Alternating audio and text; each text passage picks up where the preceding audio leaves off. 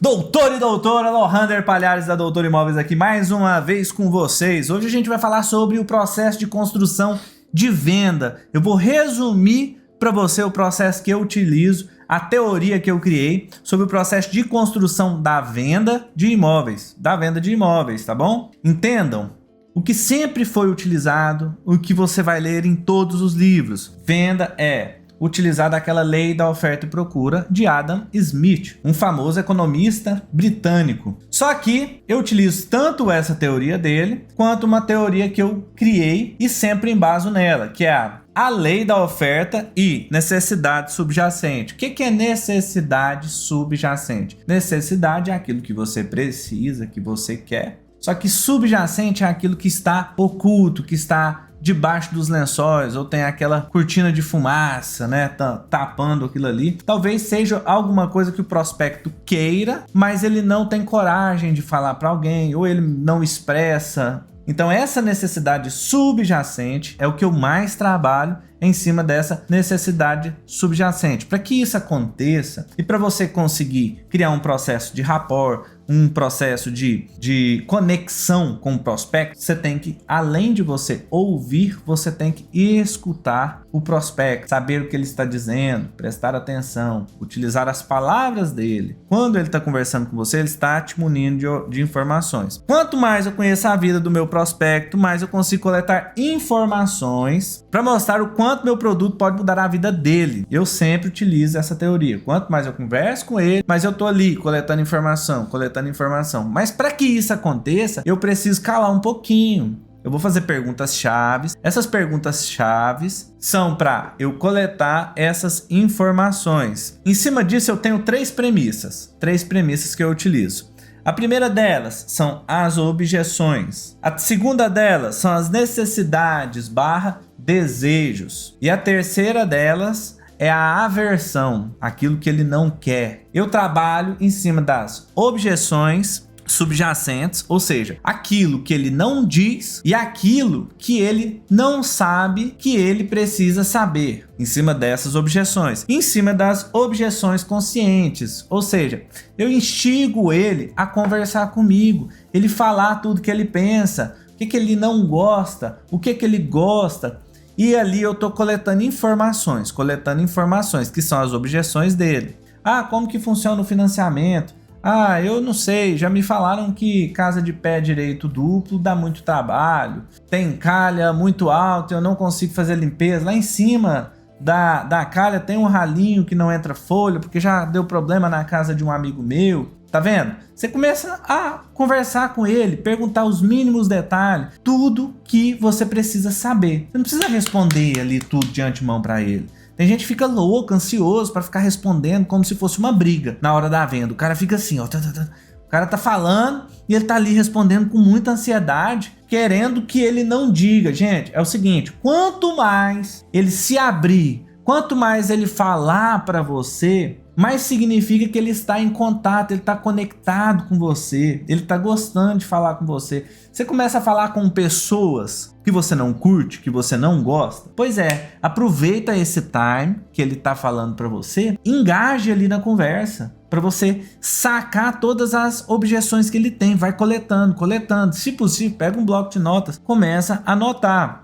Segunda premissa, necessidades / desejos. Primeiro, eu trabalho em cima de necessidade / desejos subjacentes, ou seja, aquilo que ele não quer falar ou aquilo que ele não sabe que ele tem necessidade, ou ele não sabe que ele tem aquele desejo. Por exemplo, uma churrasqueira de inox ali na cozinha. Se ele tem o desejo, ele gosta de fazer um churrasco. Cara, não, eu gosto de fazer um churrasco, mas eu queria uma área externa da minha casa.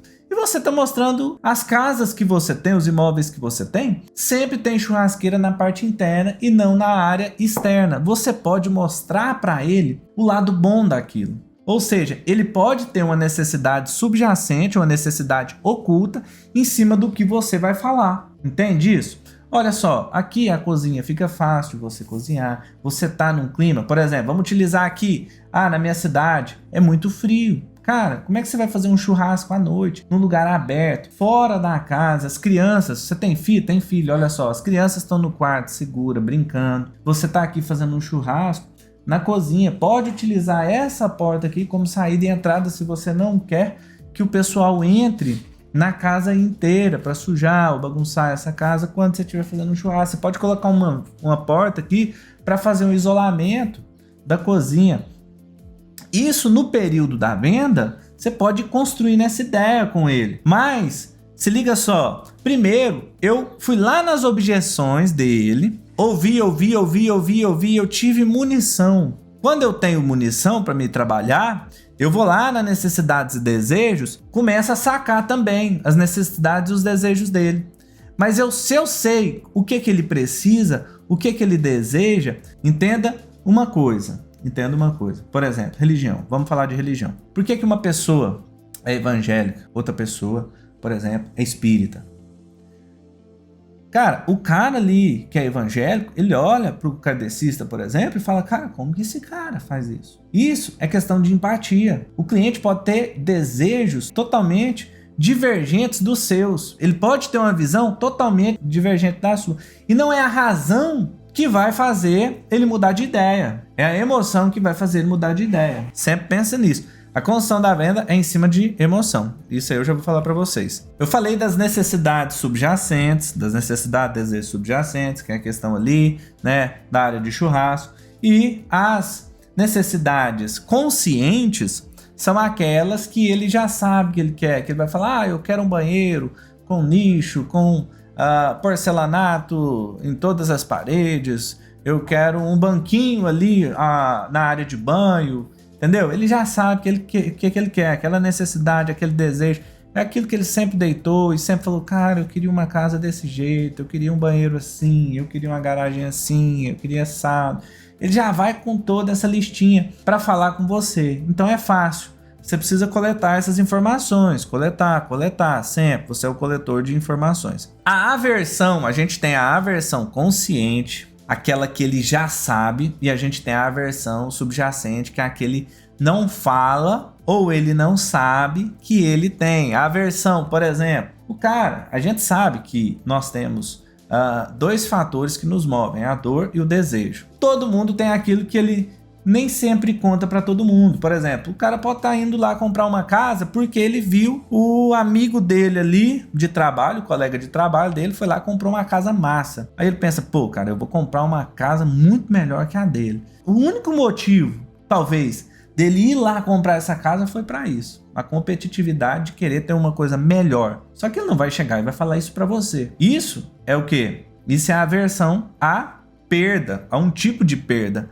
Só que existem vários outros tipos de aversão. Só que essa aversão, ela é a subjacente, é aquilo que você não vai conseguir arrancar dele. Mas você pode coletar informações para saber disso. Por exemplo, ele pode chegar em você e falar, cara, tem um amigo meu que comprou uma casa, assim, assado, ele pagou tanto na casa, foi assim, tá?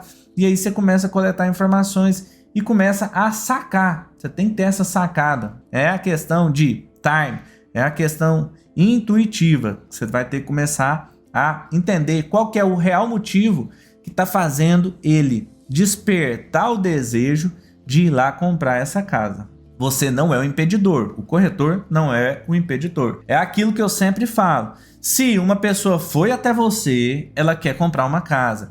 Se essa pessoa visitou um imóvel, cara, ele gastou tempo de falar com você, negociar, ir lá, ver imóvel. Você acha que ele não quer? Pode não estar no preço que ele consiga pagar. Pode ser que ele não goste de você. Pode estar em uma localização. Pode ser que você não conseguiu identificar as necessidades dele, os desejos, os medos. O que moveu? O que moveu de ele ir ali? Mas ele quer comprar. Ele pode não comprar de você, mas ele vai querer comprar. Ele pode não comprar naquele momento, mas ele quer comprar. O que acontece muitas vezes é o corretor ir lá e atrapalhar a vida do cara. O cara tem duas formas de você comprar, né? A primeira, racional e a emocional. Racional, necessidade básica. Tudo que é necessidade básica, você vai utilizar o racional para comprar. Ninguém sente emoção em ir lá comprar um papel higiênico, por exemplo. Só que o restante das coisas, quase todas as coisas que você compra, é o emocional que está levando você a comprar. Isso aí já foi comprovado cientificamente. Pessoa que não tem essa parte da emoção, você pode ver, pessoa que não tem muito cuidado na parte emocional, ele vai comprar menos, ele tem menos desejo, entendeu? Ele tem menos dopamina, ele vai ter menos desejo.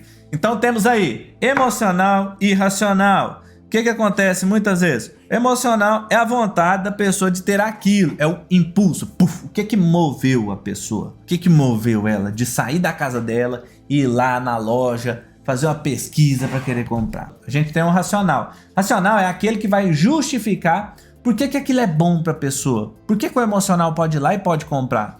Ele tem que justificar com o racional, ele vai utilizar o lado racional para ele justificar o porquê ele quer comprar, porque ele precisa daquilo, por que ele vai trocar de carro, por que ele vai trocar de moto, por que ele vai trocar de casa, por quê, por quê, por quê? Simples, sempre assim, racional justificando emocional. Onde mais eu coleto informações para eu conseguir me comunicar com essa pessoa? As pessoas gostam de pessoas iguais a elas, semelhantes a elas, entenda isso. Você sempre vai andar com um grupinho semelhante a você. Pode utilizar ali as pessoas, por exemplo, que treinam.